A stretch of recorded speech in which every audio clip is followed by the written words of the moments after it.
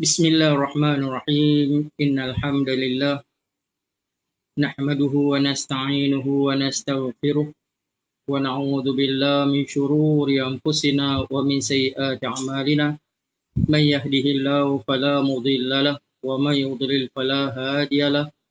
Wa asyhadu an la ilaha illallah wahdahu la syarika lahu wa asyhadu anna Muhammadan abduhu wa rasuluh. Rabbi shrah li sadri wa yassir li amri wahlul 'uqdatam min lisani yafqahu qawli. Assalamualaikum warahmatullahi wabarakatuh. Tuan-tuan dan puan-puan yang dirahmati Allah sekalian, alhamdulillah dapat kita bertemu sekali lagi dalam Facebook Live Masjid Ma'ruf. Mudah-mudahan kita dikurniakan Allah Subhanahu wa taala kesihatan yang baik dan juga mudah-mudahan Allah Subhanahu wa taala terima segala amalan-amalan, doa-doa yang telah kita lakukan sepanjang bulan Ramadan, dan juga mudah-mudahan Allah Subhanahu wa taala golongkan kita di antara mereka-mereka yang telah dikurniakan malam Al-Qadar, Lailatul Qadar, dan juga mudah-mudahan Allah Subhanahu wa taala kurniakan kita kesihatan yang baik sepanjang hidup kita dan diluaskan rezeki kita dan dilapangkan dada kita, diberikan kegembiraan dalam kehidupan kita, eratkan hubungan dengan mereka yang kita kasihi, dan juga mudah-mudahan Allah Subhanahu wa taala kumpulkan kita dalam syurga-Nya yang tertinggi, Jannatul Firdaus, bersama-sama dengan mereka yang dirahmati dan diridai Allah Subhanahu wa taala. Amin ya rabbal alamin. Dan tuan-tuan dan puan-puan yang dirahmati Allah sekalian, saya ingin ucapkan minal a'idin wal faizin wal maqbulin kullu 'am wa antum bi khair, taqabbalallahu minna wa minkum salihal a'mal. Ini satu dan saya rasa dalam pertemuan kita pada hari ini pertemuan santai sajalah. Pertemuan santai, dan saya rasa pun mungkin ada di antara kita yang masih lagi masih senap perutnya, masih kenyang lagi daripada makanan 2 hari lepas. Dan mungkin ada di antara kita yang dah mula puasa 6 Syawal. Mudah-mudahan Allah mudahkan amalan-amalan kita, dan juga mudah-mudahan Allah Subhanahu wa taala memberikan kita amalan-amalan yang berterusan. Kita dah melakukan amalan-amalan, meningkatkan amalan-amalan dalam bulan Ramadan yang lepas. Mudah-mudahan amalan-amalan kita diteruskan sepanjang tahun dan seterusnya. Jadi pertemuan kita hari ini bukanlah tentang perbincangan ringkasan Ihya Ulumuddin, perbincangan yang berat, tetapi hari ini saya rasa santai-santai. Mungkin kalau ada kesempatan saya ingin berkongsi pengalaman-pengalaman, nikmat-nikmat dalam bulan Syawal yang lepas, dan juga saya ingin berkongsi tentang bagaimana Rasulullah sallallahu alaihi wasallam menyambut Syawal. Jadi kita lihat bahawa Syawal ni juga adalah bulan yang masuk dalam bulan haji. Kerana bulan Syawal selepas ini adalah Zulqa'dah. Selepas Zulqa'dah, Zulhijjah. Jadi kalau kita lihat, kalau mereka-mereka yang ingin menunaikan kewajipan haji, mereka yang telah mendapat visa, yang akan melakukan ibadat haji, maka ini adalah waktu di mana mereka akan membuat persiapan untuk bertolak dalam jangka yang pendek untuk menunaikan haji mereka ke Baitullahil Haram di Makkatul Mukarramah. Jadi kalaulah kita lihat bulan Syawal ni, bulan Syawal juga adalah bulan selepas saja Hari Raya Aid, maka mereka-mereka yang akan melakukan haji akan sibuk dengan persiapan mereka. Tetapi amalan-amalan bulan Syawal, kalau lihat saya pun hari ini memang pakai baju Melayu ni. Jadi memang permintaan daripada pihak masjid, kalau tidak saya pakai jubah aja. Jadi ini memang permintaan supaya kita pun dapat meraihkan bulan Syawal, kegembiraan, dan memang bulan Syawal ni adalah bulan kegembiraan. Yang mana Nabi sallallahu alaihi wasallam telah bersabda dalam sepotong hadis, lisaim farhatan. Bagi orang-orang yang berpuasa, mereka mempunyai dua kegembiraan. Yafrahuhuma, yang mereka akan gembira dengannya.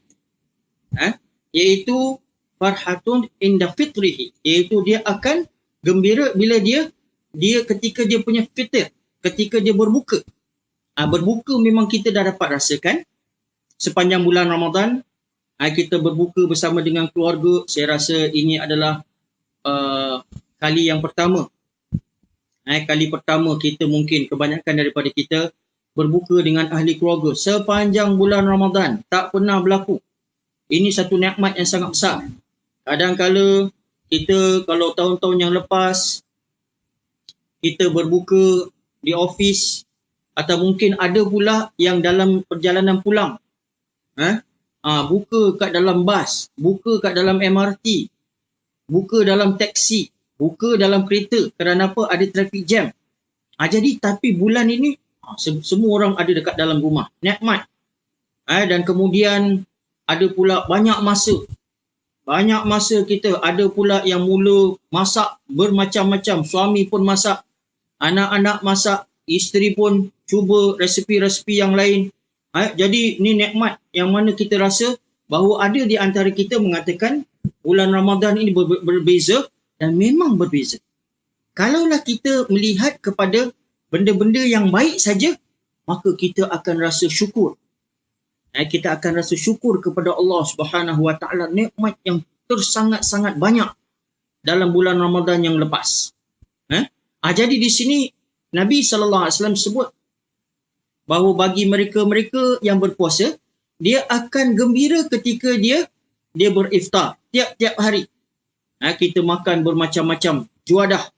Taklah mungkin kalau banyak juadah, tahun-tahun lepas ingat mungkin kalau bazar buka, memang macam-macam lagi lah. Tetapi tetap juadah-juadah kita pun masih lagi bermacam-macam. Selera pun meningkat. Dan juga gembira apabila kita beriftar daripada Ramadan. Iaitu bulan masuk saja Syawal, datang kegembiraan kita. Dan kita pun menanti-nanti. Memang ini tidak boleh dinafikan. Datang Syawal saja kita menanti-nanti kegembiraan. Kerana apa? Kerana ini adalah hari kemenangan. Hari kemenangan yang mana Allah Subhanahu Wa Taala mudah-mudahan terima segala amal ibadah kita. Mudah-mudahan Allah Subhanahu Wa Taala ampunkan segala dosa-dosa kita.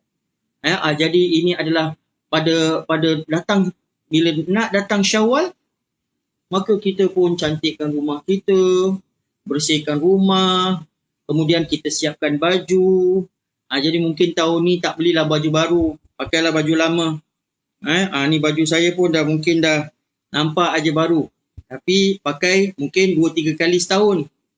Selagi badan saya tak besar sangat, saya ingat boleh muat. Saya ingat dah berapa tahun dah baju ni. Jadi kita pun boleh pakai balik baju-baju lama. Tak perlu kita nak membazir. Masih elok lagi. Jadi tetapi kita buat persiapan. Kalau ada yang anak-anak badan dah besar, kita belikan baju baru bagi mereka. Kerana kegembiraan. Langsir kita tukar, berseri-seri rumah kita, pasang lampu latlik, memang kegembiraan. Itu kerana kita gembira bila datang hari perayaan. Dan hari perayaan ini juga bukan saja kita saja gembira. Kita nak orang lain juga bergembira. Bagi ibu bapa, mereka siapkan juadah hari raya, makanan-makanan untuk datangkan kemeriahan kepada anak-anak, kepada kaum keluarga. Tahun ini kita tak dapat kongsi. Tetapi keluarga dalam rumah, mereka dah tengok ada juadah-juadah. Gembira mereka. Dan juga kita nak gembirakan orang lain. Sebab itu dalam bulan Ramadan saja kita dianjurkan, malah diwajibkan kita untuk membayar zakat fitrah. Zakat fitrah ini mempunyai maksud yang sangat-sangat dalam. Zakat fitrah ini kita berikan terutama sekali kepada fakir miskin. Walaupun ada khilaf ulama, ada yang mengatakan zakat fitrah ini dibayarkan untuk zakat umum. kepada 8 asnaf. Tetapi kalau masa saya belajar dulu, masa di Madinah, bila sebelum hari raya, sebagai pelajar pun orang datang rumah saya. Pasal apa? Pelajar-pelajar ni maklumlah. Pelajar-pelajar ni memang pendapatan mereka cuma sagu hati yang diberikan oleh pihak universiti. Dan kalau ada keluarga, memang tidak mencukupi. Saya ingat pada waktu saya belajar dulu, saya mendapat lebih kurang 500 rial. Sekarang dah naik tinggi dah. Saya belajar dekat Universiti Madinah dulu. Daripada tahun 1991 sampai 1997. 6 tahun. 6 tahun saya berada di Madinah. Jadi tahun pertama tu saya balik 2 bulan cuti, sebenarnya 3 bulan. 3 bulan cuti, kemudian tahun kedua 3 bulan lagi cuti. Kemudian 4 tahun saya tak balik. 4 tahun saya tak balik, maka kerana saya dah berumah tangga. Berumah tangga, saya pun bawa isteri saya. Dan Alhamdulillah, 4 tahun kita tak balik. 2 orang anak saya dilahirkan di Madinah. Jadi kita rayakan. Kita beraya di Madinah selama 4 tahun. Jadi sebelum Syawal, maka ada juga mereka yang tahu rumah ni rumah pelajar. Jadi mereka datang ke rumah saya, ketuk, berikan beras, berguni-guni saya dapat. Dekat rumah saya beras, berguni-guni, banyak. Banyak sangat, berkumpul, tak habis beras tu. Dan kemudian ada kawan saya, pelajar daripada negeri China, memang baik dengan saya. Jadi dia pun datang ke rumah saya. Jadi dia kata, Kamal, beras kau ni banyak sangat kita jual. Masya Allah, pelajar-pelajar Cina ni memang cukup bijak.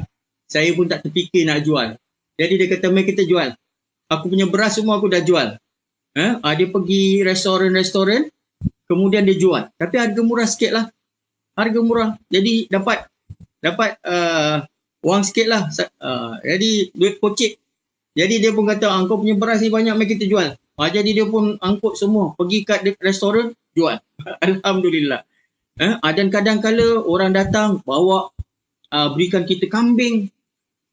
Dan kemudian ada juga yang kemudian dalam bulan Ramadan, saya ingat ada teman-teman yang bagi tahu pergi tempat sekian-sekian. Ada orang yang nak memberikan zakat. Jadi kita pun ambil lah wang-wang ini untuk keperluan dalam setahun. Jadi dan kemudian juga kita juga bayar zakat. Bayar zakat kepada zakat fitrah. Zakat fitrah, dan pada ketika itu kita bayar zakat fitrah dalam bentuk makanan. Jadi kita beli gandum. Beli gandum dan kemudian kita berikan kepada fakir miskin. Jadi itu yang kita amalkan. Jadi dalam pembahagian zakat fitrah ni, yang saya lihat diberikan kepada fakir miskin. Kerana apa? Supaya mereka tidak meminta-minta ketika hari perayaan. Pada hari Aidilfitri, mereka tidak akan meminta-minta. Berikan kegembiraan kepada mereka. Jadi, hari raya ni bukan saja kita ni gembira. Dan kita juga ingin gembirakan orang lain. Begitu juga dengan anak-anak. Dengan kanak-kanak, biasanya mereka pada hari raya, mereka akan berikan gula-gula kepada anak-anak. Dan kita juga, kalau zaman dulu lah, zaman dulu pun orang berikan gula-gula. Tapi zaman sekarang budak-budak dah tak main gula lagi dah. Tak main gula lagi. Dan gula pun memang tak digalakkan. Rosak gigi mereka. Sebab itu kita pun ikut budaya-budaya lain. Kita kasih sampul surat. Kasih sampul surat. Kalau dulu kita, zaman dulu, saya masih kecil-kecil dapat 5 sen, dapat 10 sen. Kalau siapa yang kasih 50 sen tu, saya datang rumah dia 2-3 kali lah. Macam tu lah mungkin ada di antara kita ni pernah buat macam tu. Hari raya kita zaman dulu keliling kampung. Semua rumah kita masuk. Sekarang dah tak boleh buat lagi. Zaman dulu lain dengan zaman sekarang. Zaman dulu kita pergi mana-mana, mak kita pun tak risau. Zaman dulu saya masih kecil, saya ingat Masih umur baru 5 tahun. Keliling saya dengan geng saya. Saya dulu anak mak kampau. Anak orang polis. Anak polisman. Jadi saya dengan kawan-kawan saya ada geng. Semua budak umur 4-5 tahun. Dah saya dulu duduk dekat Cantonment Barrack. Siapa yang tahu sekarang? Dekat Pinnacle dulu. Dekat Pinnacle. Hari ni kalau siapa-siapa pergi kat Pinnacle tu, dia tahulah dulu. Itu Cantonment Barrack lah.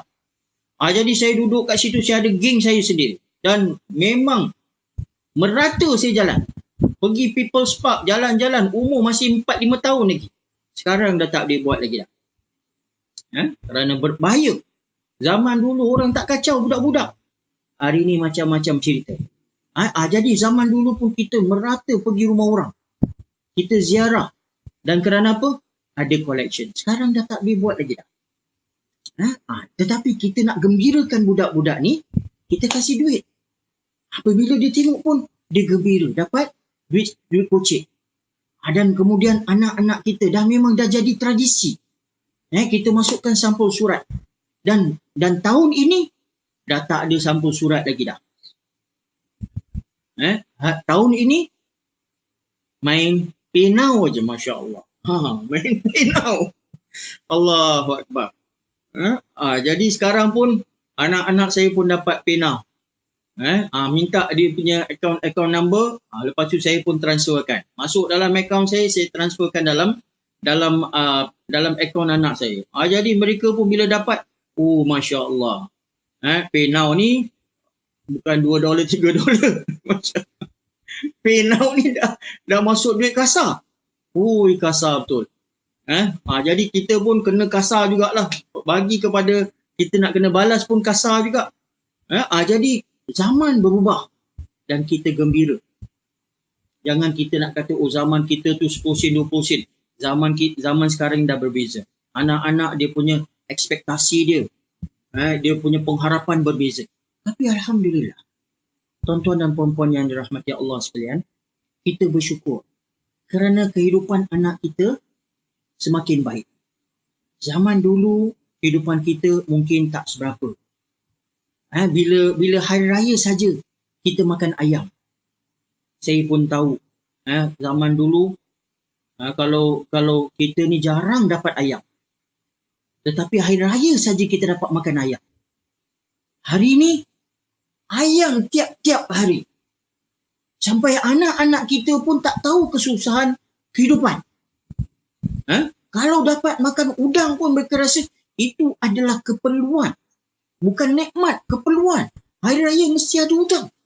Udang pula, kadang-kadang beli udang, Masya Allah. Jadi kita lihat peredaran zaman. Tetapi kita bersyukur.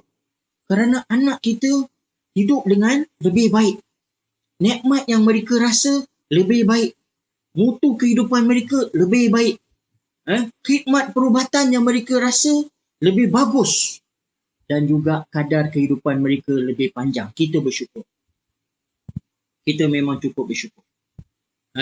Jadi kalaulah mereka sihat, mereka hidup lama, mudah-mudahan amalan-amalan kita juga berterusan bersama-sama mereka. Mudah-mudahan juga mereka akan mendoakan kita. Mendoakan kita sama ada kita masih lagi ada. Ataupun kalau masa yang kita dah tak ada lagi di permukaan bumi ini, maka mereka akan terus berdoa. Dan sama juga dengan kita. Sama juga dengan kita. Jangan kita lupakan mereka-mereka yang telah pergi dahulu daripada kita. Kita punya, kalau ada di antara ibu bapa kita yang telah tinggalkan kita dahulu, abang, adik, kakak, yang telah pergi dahulu. Jadi kita sentiasa mengingati mereka. Mereka ni sentiasa menunggu doa-doa kita. Kita doakan semoga Allah Subhanahu Wa Taala ampunkan segala dosa-dosa mereka. Mudah-mudahan Allah Subhanahu Wa Taala meletakkan roh-roh mereka di kalangan mereka-mereka yang dikasihi Allah Subhanahu Wa Taala. Allahumma fil jami'i mautal muslimin alladhina syahidu laka bil wahdaniyah wa li nabiyyika bir risalah wa matu ala dhalik. Allahumma ighfir lahum warhamhum wa'afihim wa'fu anhum wa akrim nuzulahum wa wasi' mudkhalahum واغسلهم بالماء والبرد والثلج ونقهم من الذنوب والخطايا كما ينقى الثوب الأبيض من الدنس اللهم اكتب أسماءنا على أبواب الجنة الثمانية واكرمنا بالفردوس الأعلى من الجنة. Itu mudah-mudahan Allah Subhanahu wa taala terima doa-doa kita, dan juga kita boleh sedekahkan pahala-pahala, kita sedekahkan atas nama mereka, kita melakukan amal-amalan untuk mereka. Mudah-mudahan Allah Subhanahu wa taala terima amalan-amalan kita dan juga sedekah-sedekah kita di atas nama mereka. Jadi dalam hari raya ni adalah hari kegembiraan. Kegembiraan untuk kita, dan juga kita nak gembirakan orang lain.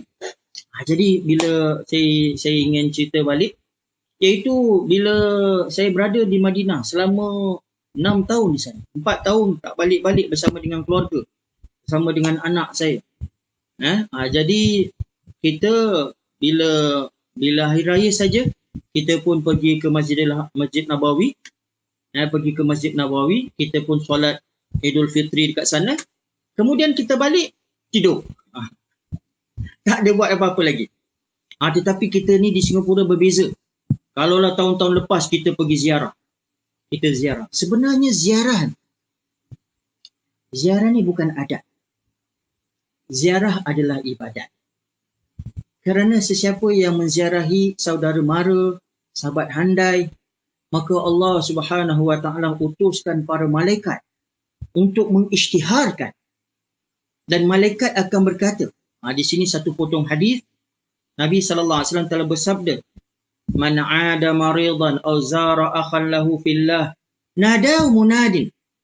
Itu sesiapa yang menziarahi saudaranya yang sakit, ataupun menziarahi semata-mata kerana Allah.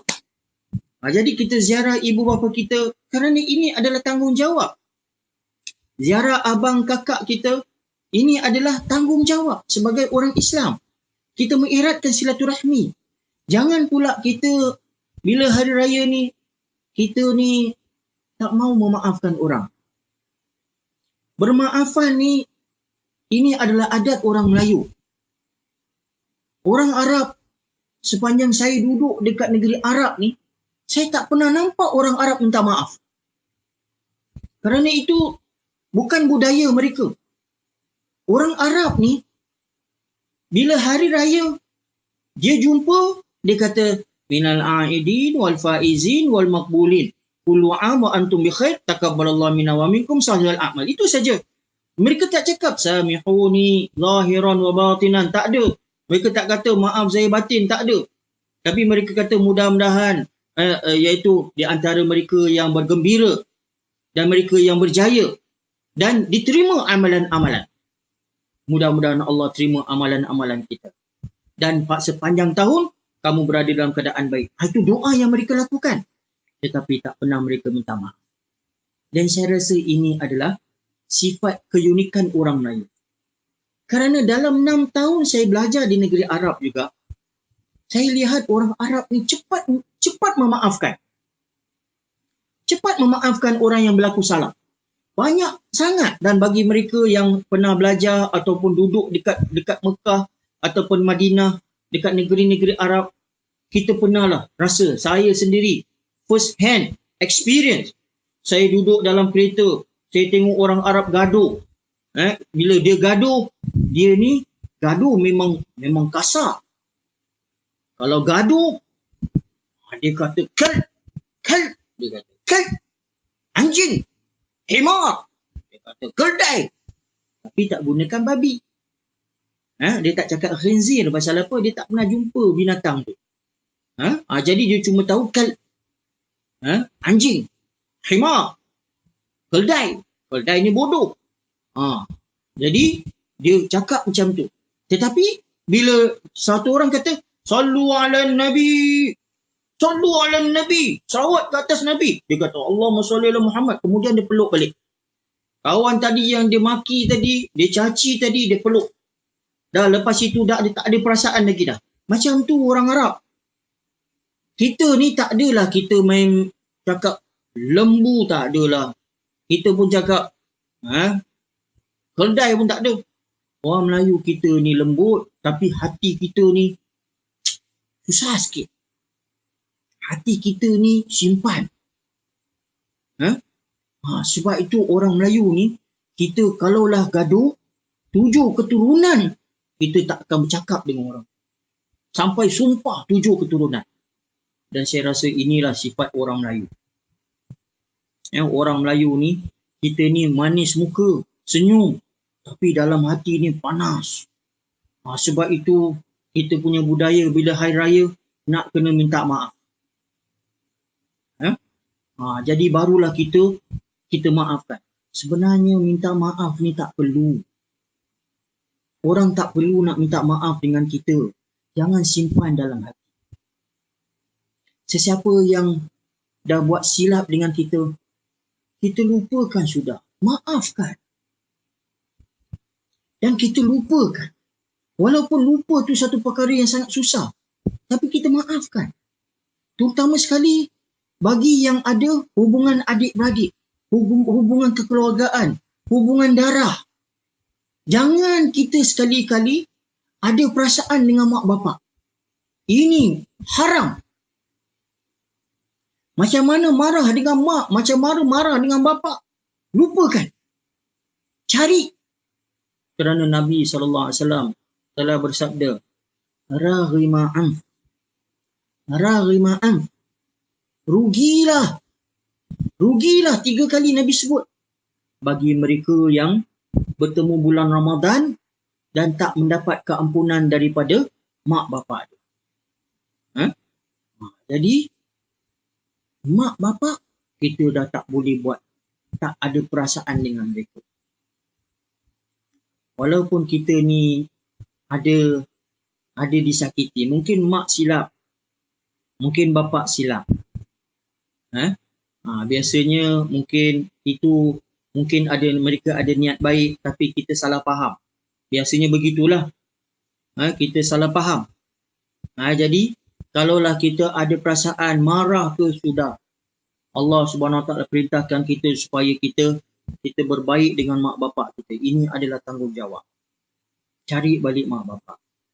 Janganlah pula kita dengar kisah-kisah sampai ada orang meninggal seorang diri, cari kemudian ahli waris ataupun teman-teman cari anak-anak. Saya kata Masya Allah. Macam mana mereka boleh selamat? Kalaulah mereka ni tak menjaga mak bapak masih hidup, tak minta maaf daripada mereka masih hidup, dunia mereka tak akan selamat. Dunia tak selamat, macam mana lagi dekat dalam akhirat? Alam akhirat macam mana nak selamat? Jadi kalau dengan mak bapak, cari. Cium tangan, cium dahi, cium kaki mereka. Kerana apa? Itu adalah syurga kita. Dan kemudian dengan adik-beradik. Dengan adik-beradik, kalaulah ada kesilapan, dengan kakak, dengan abang, dengan adik, lupakan. Lupakan. Kalaupun dengan teman-teman pun lupakan. Maafkan mereka. Tak perlu mereka minta daripada kita. Sudah kita dengan rela hati kita. Ampunkan. Jangan pula kita simpan dendam dalam hati. Aku tak akan maafkan dia. Sampai bila-bila aku takkan. Ada juga yang cakap macam tu. Kita ni nak belajar maaf kerana kita nak Allah Subhanahu Wa Taala ampunkan dosa-dosa kita. Jadi kalaulah kita ni tak maafkan, hati kita tak akan tenang. Tak akan tenang. Jadi di sini kalau kita lihat, hati kita, Nabi SAW sebut, ia adalah bahagian yang paling penting sekali. Kita punya jantung. Jantung kita ni, kita datang kadang-kadang ada darah yang tak ada oksigen. Darah yang tak ada oksigen ni, darah dia hitam. Masuk dalam jantung kita. Jadi kalau benda-benda yang tak baik masuk dalam jantung kita, kita nak keluarkan. Jantung kita keluarkan. Saya dulu belajar sains lah. Kita pun tahu jantung kita ni ada 4 chamber. Cakap pasal sains sikit. Ada 4 chamber. Ada auricle, left and right auricle, left and right ventricle. Jadi, kalaulah darah daripada satu badan, semuanya disalurkan kepada kita punya jantung. Itu jantung, itu darah gelap. Tak ada oksigen. Mesti keluarkan. Keluar gimana? Pergi kita punya paru-paru. Supaya diberikan oksigen. Kemudian masuk lagi sekali. Masuk dalam jantung kita, kemudian barulah disebarkan kepada satu badan. Macam itulah proses hati kita. Benda-benda yang tak elok pun nak kena keluarkan. Kena proses. Jadi kalaulah kita ada perasaan marah, tak puas hati, keluarkan. Bersihkan daripada hati kita. Maafkan mereka. Hubungan kekeluargaan mesti kita jaga. Kalau hari raya ni, ingat balik dengan adik, dengan kakak, dengan abang. Kalaulah kita ni abang, kita ni kakak, adik yang silap, tak ada masalah. Kita beralah.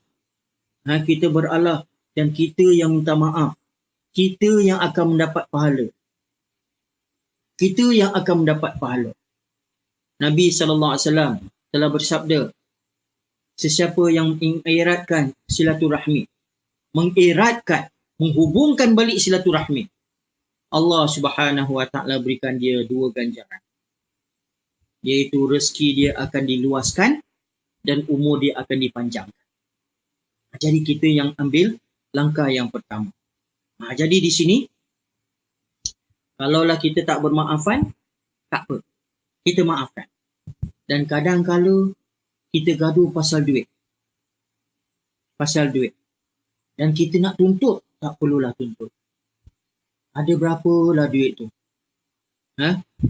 Saya ingat pun tak masuklah ratusan ribu. Puluhan ribu mungkin adalah. Ataupun mungkin adalah ratusan ataupun ribu saja. Sudahlah kita lupakan. Lupakanlah. Dan kita maafkanlah. Itu ganjaran yang Allah SWT simpan bagi kita di alam akhirat. Baik. Jadi di sini saya nak tengok mungkin ada apa-apa soalan ke apa. Jadi saya ingat pun nak santai-santai aja hari ni. Untuk bincangkan sikit bagaimana Rasulullah sallallahu alaihi wasallam menyambut Syawal. Dan amalan-amalan Syawal ni kalau kita lihat biasanya kita akan bincangkan puasa. Puasa Syawal. Jadi puasa Syawal ni kalau kita lihat ada dia punya maksud. Segala apa yang dianjurkan oleh Nabi sallallahu alaihi wasallam kalau kita kaji, dia ada dia punya maksud sebaliknya. Apa saja yang diperintahkan ada dia punya kelebihan. Kenapa pula selepas Ramadan ni kita nak kena puasa lagi 6 hari lagi? Dan kita dianjurkan kalau boleh sebelum Ramadan kita puasa lagi. Kalau kita lihat di sini sama juga macam kita punya solat. Solat kita ada dia punya warm up. Warm up dia 2 rakaat. Jadi bulan Ramadan pun ada dia punya warm up. Puasalah 3 hari ke sebelum kita Ramadan. Kemudian Ramadan.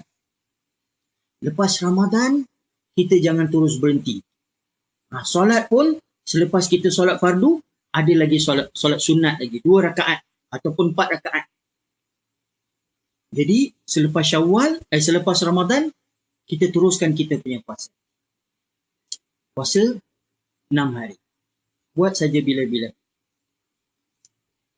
Buat saja bila-bila. Jadi kita boleh buat 6 hari berturut-turut, terpulang kepada diri masing-masing, kekuatan masing-masing.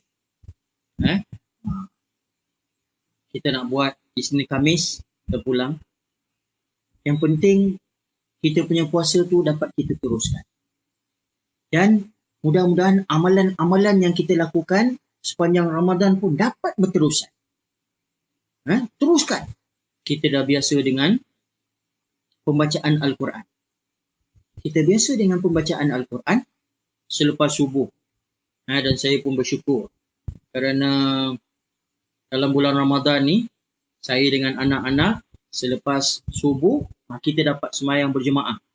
Subuh berjemaah, maghrib berjemaah, isyak, kemudian tarawih berjemaah, dan kalau boleh pun zuhur, asar kita berjemaah, kerana memang dah semua satu rumah. Dan kemudian lepas subuh kita pun bermuzakarah sikit, anak pun dah besar-besar.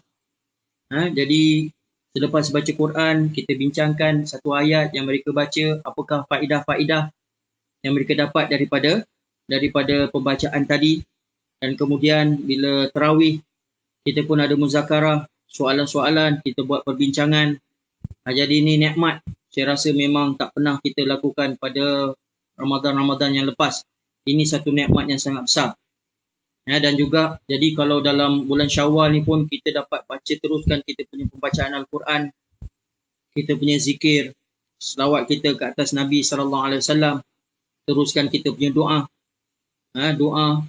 Jadi amalan-amalan yang kita lakukan kita dapat teruskan selepas pada bulan Syawal.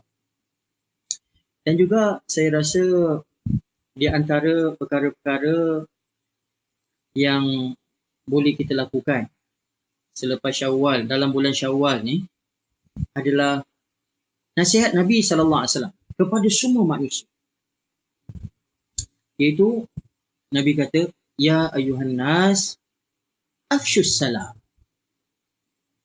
Ya ayuhan nas afshus salam wa at'imut ta'am wasilul arham wasallu bil lail wan nasu niyam. Ini satu nasihat Nabi SAW yang saya rasa sangat penting. Iaitu pertama sekali, afshus salam. Sebarkan salam. Salam ni mempunyai rahsia yang cukup luar biasa. Nabi SAW pernah bersabda dalam sepotong hadis, Nabi kata, afala adullukum ala syai'in idza fa'altumuh tahabbtum. Hendakkah kamu aku ajarkan sesuatu amalan? Kalau kamu lakukan, kamu akan kasih mengasihi. Kasih mengasihi. Nabi kata apa? Afshus salam bainakum. Sebarkan salam di antara kamu. Kalaulah kita ni hidup antara suami isteri. Dan kadang-kala kita hidup suami isteri, kita ni lupa nak memberikan masa di antara kita dan pasangan kita.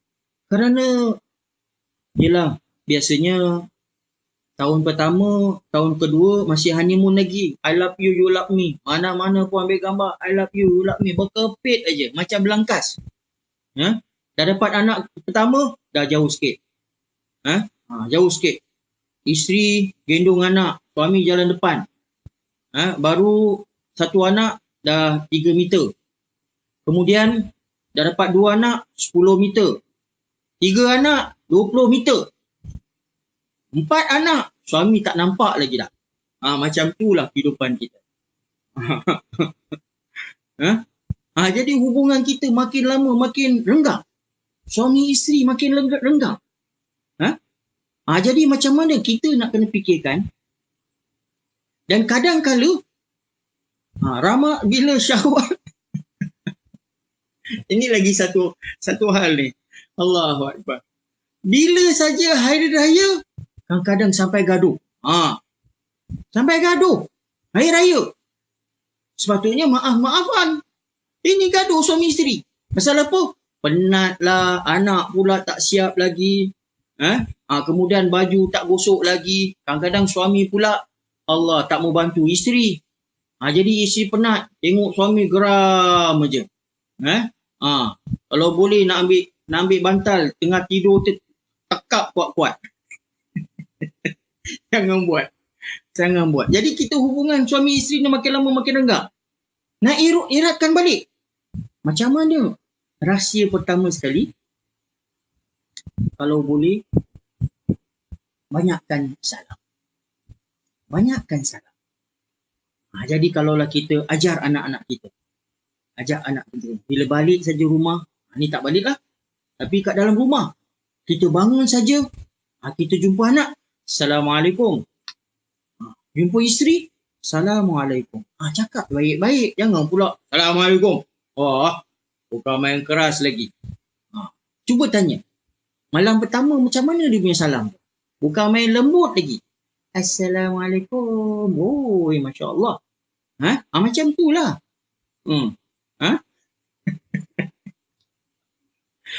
Jadi kalau jumpa isteri, Assalamualaikum. Isteri tengah masak. Assalamualaikum. Tengah masak. Boleh bantu? Lepas itu dia mengemas. Assalamualaikum. Dia pun keluar daripada bilik. Assalamualaikum. Sentiasa beri salam. Nabi SAW sebut, perhubungan kita akan rapat. Bagi suami pula nak kena buat usaha. Jadi di sini apa usaha dia? Pertama sekali bantulah isteri tu. Bantulah. Kalaulah ada pinggan mangkuk yang kotor tu, cucilah. Kalaulah dekat bilik air tu, lepas mandi cucilah sekali. Katil tu. Selepas dah habis bangun dia bersihkanlah. Kemaskan katil tu. Kalau bolehlah sapu ke, lap ke. Isteri bila tengok suami buat kerja, isteri kata, abang aku sayang dengan aku. Itu kita punya signal. Bagi kaum suami, signal dia. Tak payah nak bagi hadiah. Kalau bagi hadiah, alhamdulillah. Sekali-sekali. Kalau anniversary ke birthday tu, ingatlah. Ataupun ada orang kata bila-bila lah boleh bagus. Tapi sekurang-kurangnya hari kebesaran mereka. Bila dia punya birthday tu, dia pun mengharap juga anniversary dia, hari perkahwinan. Dia pun ingat. Yang si suami ni tak ingat-ingat langsung. Kadang-kadang salah pula. Baru satu isteri dah salah. Jadi, kalaulah berikan hadiah. Satu kedua. Kemudian, pujilah isteri sekali-sekali. Puji. Cakap, masakan awak ni memang cukup-cukup hebat. Bila dia dengar je memang dia kata, abang nak makan apa besok bang? Nak makan biryani bang? Saya masakkan biryani. Nasi mandi abang nak makan, saya masakkan. Puji sikit. Jadi kita pun kata, alhamdulillah awak ni kemas rumah. Sepanjang 20 tahun kita ni berumah tangga, terima kasih banyaklah. Saya pun suka, reda dengan awak. Mudah-mudahan Allah masukkanlah awak dalam syurga, panjangkan umur awak. Macam itulah cakap dengan isteri. Cakap dengan baik. Isteri pun dengar, alhamdulillah, sejuk hati dia. Jadi kalau anak tu kita jaga. Kalau boleh dia tengok tengah rehat, biarkan dia rehat. Bagi tahu kepada anak-anak, jangan kacau. Mak tengah rehat. Macam tu lah. Kita bertimbang rasa. Jadi pertama sekali dengan isteri, sebarkan salam. Dengan anak, sebarkan salam. Jadi, salam ni rahsia. Dan kemudian, kalaulah dengan teman-teman pun sebarkan salam. Dan kalau tak cukup sebarkan salam, kita kirim salam. Kirim salam. Allah ajarkan kepada kita kirim salam. Jibril AS pernah datang kepada Nabi dan berkata, wahai Muhammad, kirimkan salam kepada Abu Bakar. Wahai Muhammad, kirim salam kepada Khadijah. Kirim salam kepada si fulan-fulan. Jadi Allah kirim salam dengan sahabat-sahabat. Dan Nabi SAW pun kirim salam dengan sahabat. Jadi, dan ini adalah amalan daripada Nabi-Nabi dahulu. Nabi Ibrahim AS pergi ziarah anak dia Ismail dekat Mekah.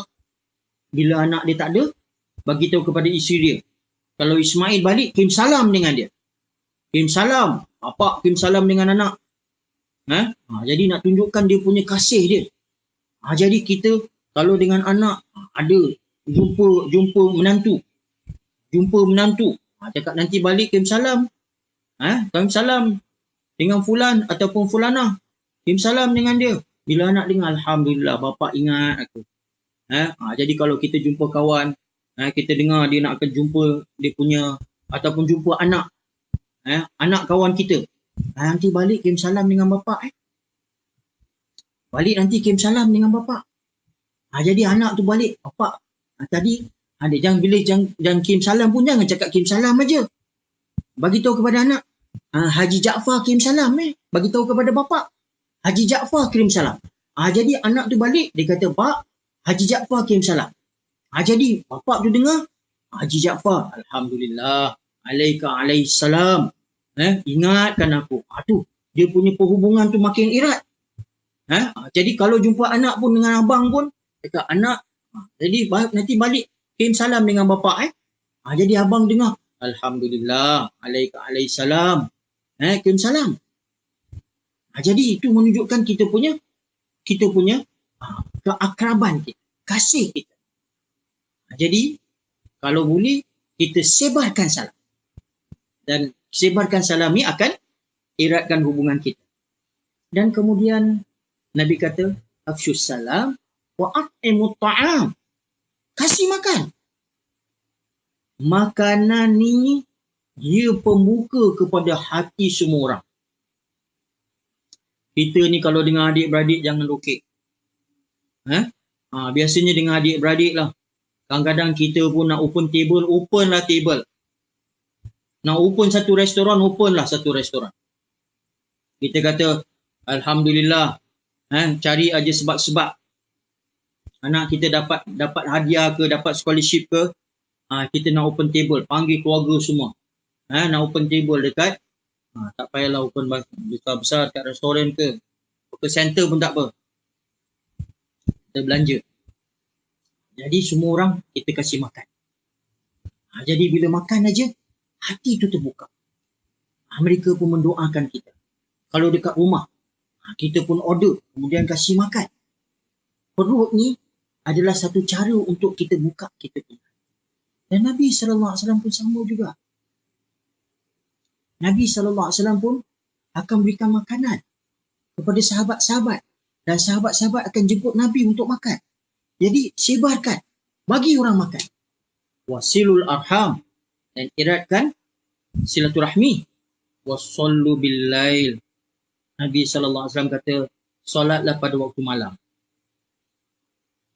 Solat pada waktu malam, di antara amalan-amalan yang kita boleh teruskan adalah solat witir. Solat witir ni kita lakukan sepanjang Ramadan. Tak tahulah hari pertama, hari kedua pun mungkin kita dah weak sikit dah. Witir pun terlupa. Kalau boleh witir tu kita berterusan. Witir ni amalan yang Nabi nasihatkan kepada Abu Hurairah. Nabi pesan kepada Abu Hurairah. Nabi kata, jangan kau tinggalkan 3 amalan. 3 amalan ni, iaitu jangan tinggalkan solat duha, jangan tinggalkan solat witir, dan jangan tinggalkan 3 hari puasa dalam sebulan. Jadi witir dikira sebagai amalan-amalan malam. Solat malam, solat lail. Apa saja yang kita lakukan selepas isyak, itu dikira sebagai solat malam. Jadi selepas isyak kita dah sembahyang sunat 2 rakaat. Sunat isyak, ba'da isyak. Kemudian kita sembahyang witir. Itu sudah mencukupi. 3 rakaat. 3 rakaat, biasanya kita buat 2 rakaat, kemudian 1 rakaat. Ataupun kita boleh lakukan sebelum fajar. Dan kalau bagus, kita dapat bangun sebelum fajar. Kita bangun dalam 15 minit sebelum fajar. Kita sembahyang 2 rakaat. 2 rakaat tahajud, cukuplah. Cukuplah 2 rakaat tahajud. Solat malam, itu amalan-amalan. Kerana solat malam ni adalah penerang. Ada solat malam ni adalah penguat jiwa. Penguat jiwa. Kepada Nabi SAW ini adalah satu keperluan untuk sembahyang malam. Kerana ia akan menguatkan jiwa Nabi SAW apabila melakukan dakwah kepada masyarakat. Jadi kalaulah kita dapat lakukan 2 rakaat, alhamdulillah. Kemudian kita tutup dengan solat witir. Ini di antara amalan-amalan yang boleh kita lakukan. Dan kemudian Nabi sebut wasallu billail wan nasu niyam. Solatlah pada waktu malam ketika manusia sedang tidur. Tadkhul jannata bisalam. Kamu akan masuk syurga dengan selamat, dengan kesejahteraan. Ini amalan-amalan yang dianjurkan kepada kita. Teruskan amalan-amalan. Baik. Dan kemudian saya pun ingin kongsi sebelum saya masuk tentang perkara lain, juga dalam bulan Syawal ni saya dah sebutkan tadi, ia adalah amalan-amalan yang bersangkut paut dengan haji. Masuk musim haji bulan Syawal, Zulqaidah dan Zulhijjah. Selepas Zulhijjah kita masuk pula bulan Muharram. Bulan Muharram. Jadi kalau kita lihat bahawa selepas Syawal ni kita akan masuk 3 bulan haram. 3 bulan haram iaitu Zulqaidah, Zulhijjah dan bulan Muharram. Dan kemudian 1 bulan Rajab. Ini adalah 4 bulan haram. Jadi kalau kita lihat selepas Syawal saja masuklah musim pengorbanan pula. Musim pengorbanan iaitu kita korbankan binatang-binatang, ternakan, kambing, kita korbankan sedikit kita punya harta, kita korbankan kita punya keselesaan, kita korbankan kita punya perasaan. Ini semua masuk dalam bulan musim-musim kurban, musim haji. Jadi ini juga adalah amalan-amalan yang kita lakukan selepas Syawal. Baik. Okey. Saya tengok sikit. Okey. Ada juga yang beri salam kepada saya. Waalaikumsalam. Jadi ini saya pun dah sebut tadi, ini di antara santai-santai lah. Sepatutnya kita membincangkan tentang ringkasan Ihya Ulumuddin. Tapi hari ini Ustaz bercelotek. Berikan pengalaman-pengalaman hidup. Hidup saya pun tak lama sangat. Tapi dah lah, cukup memberikan saya bermacam-macam pengajaran. Dan saya lihat bermacam-macam perkara yang berlaku di kalangan masyarakat kita. Dan juga pengalaman saya bila berada di luar negeri, bulan Ramadan. Dalam bulan Ramadan, kerana saya bila bulan Ramadan banyak saya luangkan masa saya di luar negeri. Saya pernah luangkan saya punya Ramadan di Bangladesh. Dan berhari raya juga di Bangladesh. Orang-orang Bangladesh ni, mereka ni saya lihat sangat-sangat lembut orang. Sangat-sangat pemurah. Orang Bangladesh. Kita tengok mereka, kita panggil Bangla. Saya tengok mereka ni sangat-sangat baik. Jadi bila mereka jumpa, tengok ada dia berikan makanan. Dan mereka pun, dan juga di mana-mana negeri pun, mana-mana kita pergi pun, ada juga masyarakat yang berpuasa. Ada juga masyarakat yang tak puasa pun ada. Di Bangladesh, walaupun masyarakat Islam di sana majoriti, tapi saya lihat ada juga yang tak puasa. Macam mana kita tahu dia tak puasa? Kerana masyarakat Bangladesh ni dia suka makan pan. Tahu pan? Makan sirih. Jadi lepas makan sirih habis. Kalau kita tengok dinding-dinding tu, warna oranye je. Dia macam tu. Warna oranye, penuh dengan sirih. Jadi tetapi mereka ni baik hati. Ikram. Ikram dengan orang-orang. Jadi mereka ni beri makan, walaupun mereka ni hidup susah, tapi mereka jaga. Jadi saya pernah pergi Bangladesh. Saya juga pernah berhari raya di Malaysia bukan dengan keluarga. Maksudnya apa? Saya banyak merantau. Bulan Ramadan saya banyak merantau. Begitu juga selama 6 tahun di Madinah. 6 tahun di Madinah, puasa di luar negeri. Dan saya rasa pengalaman saya berpuasa di Madinah adalah yang paling manis sekali. Dan saya ingin anjurkan kalaulah kita belum dapat merasai Ramadan di Mekah dan Madinah, cuba kita luangkan sedikit daripada harta kita untuk kita berpuasa di sana. kerana pengalamannya cukup luar biasa. Di Mekah berbeza, di Madinah juga berbeza. Terutama sekali dekat Madinah. Dekat Madinah ni, kalau kita lihat, masyarakat sana ni memang ada sifat ansar. Allah Subhanahu Wa Taala pilih orang-orang Madinah ni untuk bantu Nabi berdakwah, datang ke Madinah. Kerana orang Madinah ni ansar. Sampai sekarang kita lihat dia punya sifat tu. Kita pergi dekat Masjid Nabawi, kita lihat orang-orang Madinah, mereka dah siapkan makanan. Dekat Mekah ni kita lihat dia punya sifat untuk mesra tu tak ada sangat. Ramai sangat orang kat Mekah. Tetapi dekat Madinah ni, kita belum sampai masjid aja, dia dah panggil dah. Dia dah taruh dah dia punya orang-orang dia. Pergi dekat luar masjid, kemudian ditangkap. Siapa-siapa yang tengah jalan, ditangkap. Sebelum maghrib dia ditangkap, kemudian dibawa dekat dia punya safra. Duduk. Duduk, kemudian pasal apa dia nak penuhkan dia punya safra dulu. Setiap orang dah book dah. Dah memang dia dah tender dah. 2 line untuk dia. Jadi dipanggil orang untuk buka kat situ. Jadi kita kalau buka kat dalam masjid, kita dapatlah yogurt. Dapat yogurt, kemudian roti 1, kemudian dapat kurma, kemudian dapat buah, dapat jus, kemudian dapat kuih kurma. Dinamakan his. Tu kita buka macam tu. Kemudian ada serbuk sikit. Za'atar, dia panggil za'atar. Serbuk untuk nak taruh kat dalam kurma tu. Jadi kita biasanya dekat masuk dalam masjid, kita makan benda-benda yang kering.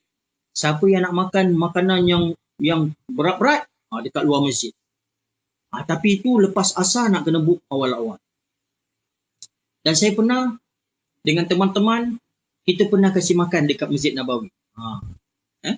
Jadi kita pun ada minta, ini inisiatif sendirilah. Inisiatif sendiri. Jadi saya pun panggil kawan-kawan. Okey, kita nak kasih makan. Kita pun siapkan satu safra dekat luar masjid. Luar masjid nak buat apa? Buatlah. Dekat dalam masjid, itu semua official. Kena ada surat-surat. Jadi dekat luar masjid ni, kita pun pakat-pakat. Okey, kita dapat duit ni. Ada orang yang nak bantu, nak belanja, nak tu. Jadi kita belikan makanan. Makanan pun kita nak kena challenge. Pasal apa dekat luar ni, siapa-siapa boleh kasih makan. Jadi ada biryani pun ada macam-macam lah. Jadi kita pun belilah roti Turki yang ada daging, kemudian kita siapkanlah dengan macam-macam. Jadi bila kita siapkan satu safra tu, cukup untuk 50 orang. Jadi siapa-siapa tengok, dia tengok, oh bagus, lumayan ni.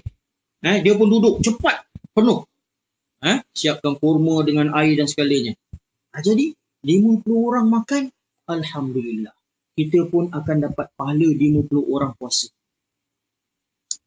Jadi kita boleh buat. Hari ini kalau dekat masjid-masjid kita dapat lakukan, dan mungkin kita boleh berikan amalan ini kita buat dekat luar negeri. Kita pulang. Jadi ini pengalaman di Madinah. Dan apabila 10 malam terakhir, biasanya kita buat umrah dan kita duduk dekat Mekah. Kita iktikaf dekat Mekah.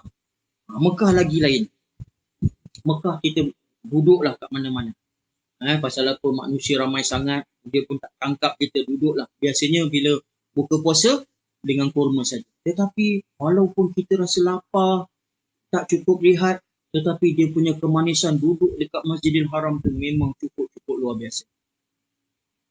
Jadi saya doakan bagi tuan-tuan dan puan-puan yang belum dapat rasa meluangkan masa bulan Ramadan di Makkah, di Madinah.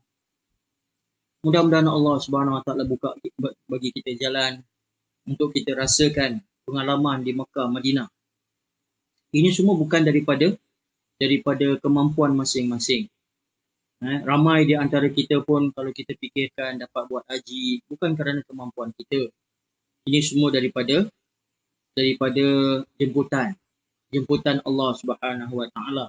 Sesiapa yang melakukan haji, siapa yang melakukan umrah, mereka ni duyufur rahman. Mereka ni adalah undangan, jemputan daripada Ar-Rahman, iaitu Allah Subhanahu Wa Taala. Kita berdoa, mudah-mudahan Allah Subhanahu Wa Taala berikan kita peluang untuk kita dapat merasai, terutama sekali ganjaran yang diberikan bagi mereka yang beribadah di Masjid Nabawi. digandakan 1000 kali ganda. Dan sesiapa yang melakukan ibadah di Masjidil Haram digandakan 100,000 kali ganda. 100,000 kali ganda. Jadi kalau kita melakukan amalan 100,000 kali ganda, kemudian solat berjemaah lagi, Masya Allah. Ganda dia punya pahala tu memang tak boleh kita bayangkan. Dan lagi kalaulah terkena 10 malam terakhir tu, kena Lailatul Qadar lagi. Oh, billionaire lah kita. Dah lah digandakan 100,000 kali ganda. Dapat lagi 1000 bulan lagi. Balik terus rehat, pencen. Pencen dah. Tak payah lagi nak buat ibadat lagi dah. Duduk, goyang kaki je lah. Dah cukup dah tu. Cukup. Cukup kita punya amalan. Jadi mudah-mudahan lah. Ini di antara perkara yang saya nak fungsi pada hari ini. Ini santai-santai saja hari ini. Dan mungkin ada di antara kita yang memang saja duduk, berehat. Mudah-mudahan juga, mudah-mudahanlah Allah Subhanahu Wa Taala kurniakan kita kesihatan yang baik. Nikmat yang besar, kesihatan. Duit banyak, tak sihat, kita tahulah. Mudah-mudahan Allah berikan kita kesihatan. Kalaulah kita ada masalah kesihatan, ada penyakit, ataupun sebagainya, mudah-mudahan Allah kurniakan kita syifa. Allahumma rabban nas adhibil ba's ishfi anta syafi la shifa illa shifa'uk shifaan la yughadiru saqama. Mudah-mudahan juga Allah Subhanahu Wa Taala eratkan hubungan kita dengan mereka yang kita kasihi, dan juga mudah-mudahan Allah Subhanahu Wa Taala kumpulkan kita semua. Al-mar'u ma'aman ahab. Seseorang akan bersama dengan mereka yang dia kasihi. Masukkan kita semua dalam syurga Allah Subhanahu Wa Taala. Syurga yang tertinggi, yang paling elok, paling cantik, syurga Firdaus. Dan mudah-mudahan Allah Subhanahu Wa Taala kumpulkan kita, masukkan kita syurga tanpa hisab. Kumpulan mereka-mereka yang luar biasa. Dan mudah-mudahan Allah Subhanahu Wa Taala jadikan kubur-kubur kita taman-taman syurga. Dan juga mudah-mudahan Allah kumpulkan kita di antara 7 golongan yang dipelihara Allah Subhanahu Wa Taala fi dhilli yauma la dhilla illa dhilluh. Di hari tiada perlindungan kecuali perlindungan Allah Subhanahu Wa Taala.